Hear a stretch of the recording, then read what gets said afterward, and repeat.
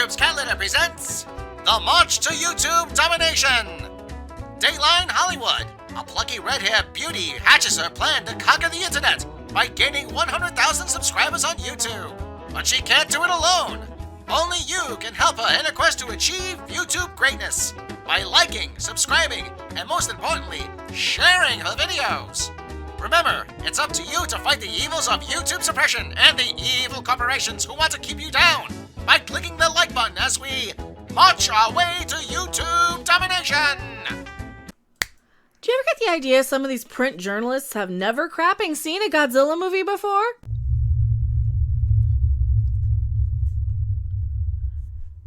I know I do! Hello everyone, I am Mecha Random 42, the one, the only, the original, your favorite YouTube consumer advocate harpy. I'm still pretty hyped about the whole Godzilla thing. If you want a review from somebody who actually likes Godzilla movies, that's me. I gave you my honest review, and I know it's got spoilers in it, so I understand if people aren't watching it right away. Totally get that. This won't have any. This is just me calling out some of the other reviews. Oh yeah, and I'm just kind of going with the titles. I don't want to get too much into it, so there might be some mild spoilers in their titles and their reviews. But this is mostly a rant about what the crap do you expect from a, I don't know, Godzilla movie. It's a Godzilla movie. It's a kaiju movie. It's a movie where giant monsters beat each other up. That's it. That's all. It's not a philosophical debate. It's not a giant moral discussion. Oh, we'll get into it though. There's a few articles we got to talk about today. The first one is actually pretty positive. It is box office related. I have no idea if anything's lined up correctly. Oh, yay, it is! Deadline reports that Godzilla Vs Kong roars to best opening day during the great coof. You know, the toilet paper shortage of 2020 that's gone on and on and will never end. There's no end to this, is there? There's no end in sight. We just might as well accept it now. Just let it all end. Going a little too woo and tinfoil, I think, for a second. Hey, 9.6 million. That's kind of sad on a $200 million budget, 160 something like that. But we get it. I didn't even want to see it in the theater, but that's mostly because I'm lazy and I did not want to sit in a theater with a mask on. That's just me. I didn't want to sit there breathing my own. No, it's bad enough I got to wear one to the grocery store. I don't want to sit there when I can just watch it at home and pause it and watch it twice back to back so I don't miss anything and I can pause it to do other things. That's what I like. So good. Oh, he's so cute. Look at the AP Kitty, so cute. On Wednesday, moviegoers demonstrated they were truly yearning to go back to the movies. How's that? Well, 9.6 million. It's not terrible. It's really not, considering all things considered. I'm happy people are enjoying this. I'm happy people are getting out and seeing this. Like I said, I recommend this if you like Godzilla movies. If you don't, yeah, then I guess you're going to write an article for, who is this, GameSpot? Oh no, this is a comic book movie. That's the first one we got. A borderline of an unwatchable bore of a movie whenever the Titans aren't on screen. All right. So the second time I watched this with somebody who didn't know the first few. So if you're not like really, really big or at least haven't seen them, you're going to be lost. You're going to be confused if you haven't seen the previous movies, because of the humans that are on screen. This is pretty much the same review everybody else said about King of the Monsters last time, isn't it? This is the type of crap that I always like to call out. Do you guys know how Godzilla movies are? Comicbookmovie.com. I do. And all the Godzilla movies, every single one has like kind of a massive human-y part that you don't really notice, because the highlight of the thing is the monster battles. It's Godzilla, it's Kong, it's everything that's on screen after you get through, because you still have all this plot. They're kind of formulaic in that fact, and that's what I like about them. They stay true to form.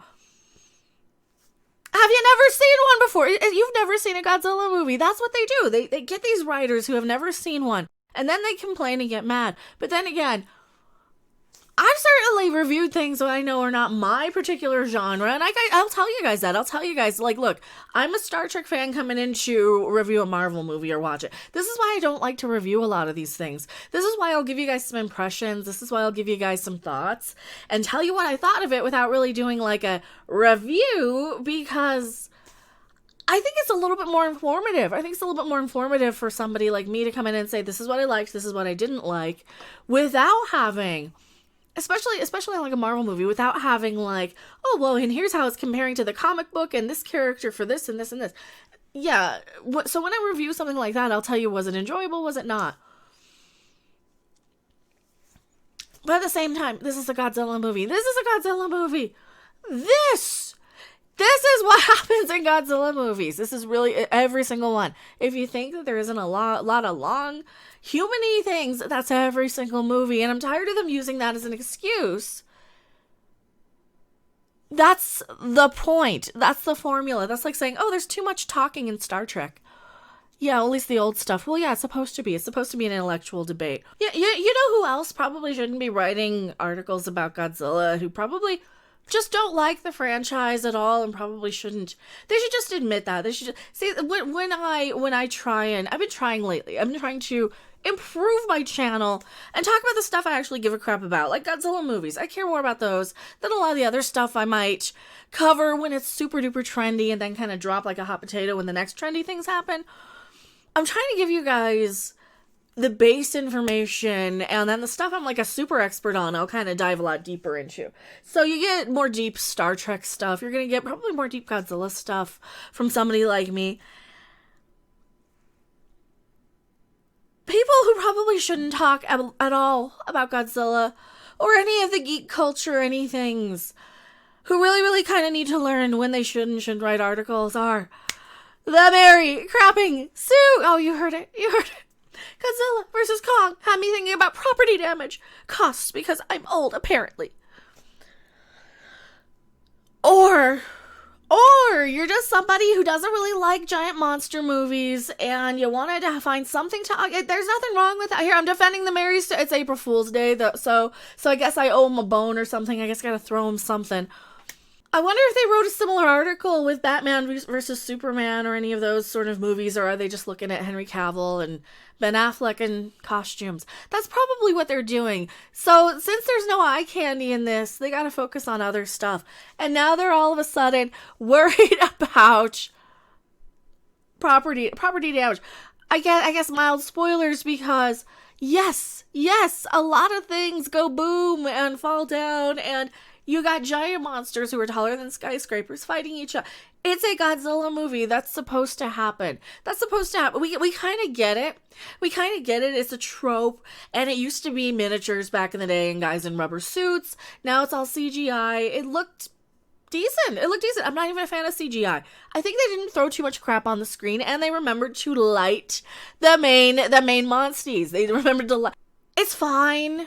It's fine to care more about property damage than a movie. I think this is just a case of, I don't think you like Godzilla movies that much. I don't think you're a big fan of them. What do they say? I guess there's spoilers in here, so if you don't want spoilers from this point out, I understand. Click off the video. There's another article talking about after this one. While watching Godzilla vs. Kong, I couldn't help but think one thing, and no, it wasn't that Mothra shouldn't have made a guest return, because reasons. It was property damage. Maybe it's a sign that I'm getting old, but all that matters still stands. Who pays for the damages done by the Titans of Earth? Does Monarch cover these things? Do the governments have a special Titan disaster relief fund they've all been donating to? You're thinking too much into it. It's a Godzilla movie. You're thinking too much into it. You know what? Spend this brain power worrying about who's going to pay for whatever else in the real world crises. Because you guys certainly like to focus a lot on politics ball of the Mary Sue. Maybe just write about that. Maybe just go back to pretending about whatever the crap you're pretending to care about. Because it's not trendy. Because you can't blame whoever you don't like this week for the same damn thing that you were pretending to be upset about a few months ago. That's why they're worried about Godzilla movies. Who pays for it? Who cares? It's CGI. You know who pays for it?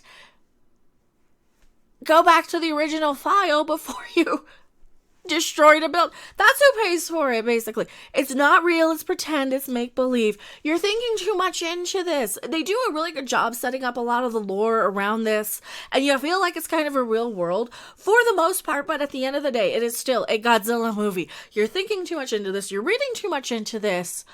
And the last bit of tone deaf, bad review takes that I'm gonna call out and complain about today.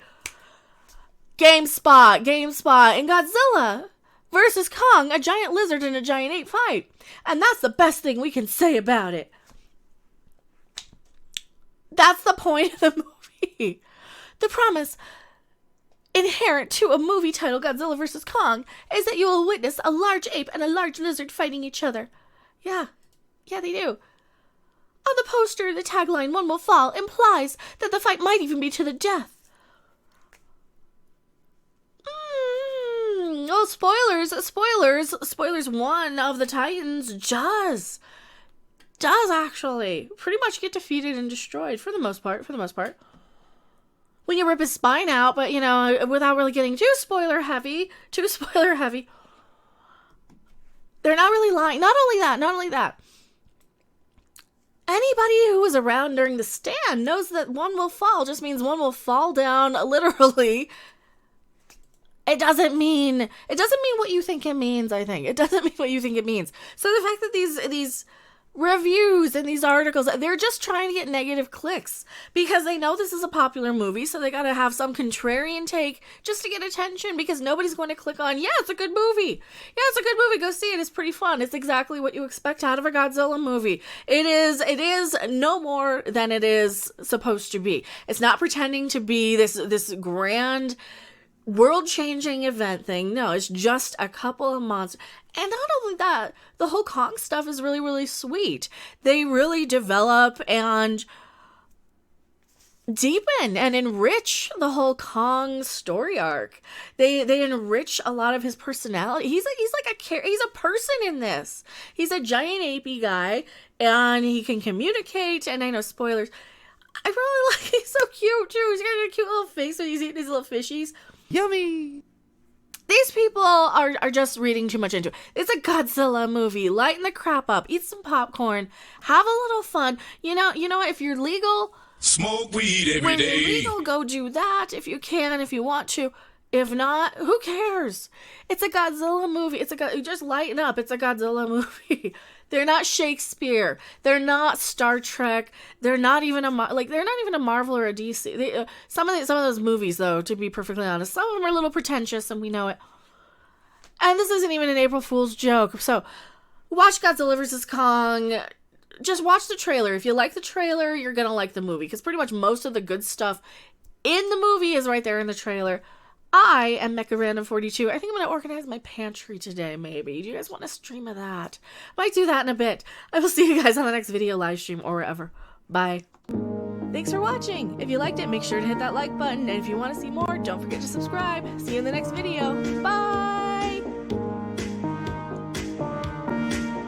For the blackest of ops when nature calls. Because modern warfare needs a modern cat litter. Because there's no time to answer the call. Duty scoops. Leave no kitty behind.